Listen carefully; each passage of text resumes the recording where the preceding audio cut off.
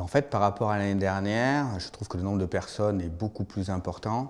Et puis surtout, on le voit par la maturité du label R2S, qui fait que les personnes qui sont venues sont des personnes qui attendaient des informations vis-à-vis de ce label. On sent que ce label a pris, on sent que la maîtrise d'ouvrage a une vraie envie d'avoir ce label pour ses bâtiments.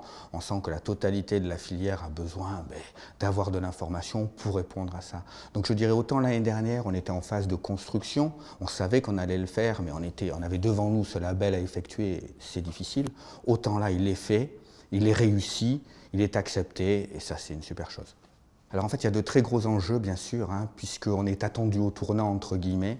En fait, il faut qu'on arrive à faire monter en compétence, à accompagner, à coacher la totalité de la chaîne de valeur. On se rend compte qu'à l'heure actuelle, ce marché de poule où la maîtrise d'ouvrage veut tout ça, elle le dit je le veux, je le veux, je le veux, mais derrière il faut pouvoir le spécifier. Il faut que le bureau d'études techniques, il ait un véhicule juridique du CCTP qui sache le spécifier. Il faut que derrière l'intégrateur sache l'intégrer, sache le faire fonctionner.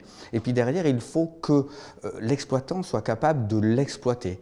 Et puis même on a une grosse interrogation quant à l'acceptation des preneurs, des utilisateurs, sachant que bon, elle est somme toute assez simple, mais cette acceptation est peut-être le seul point d'interrogation, mais vraiment faire monter en compétence la filière de telle manière à ce que tout ça se réalise.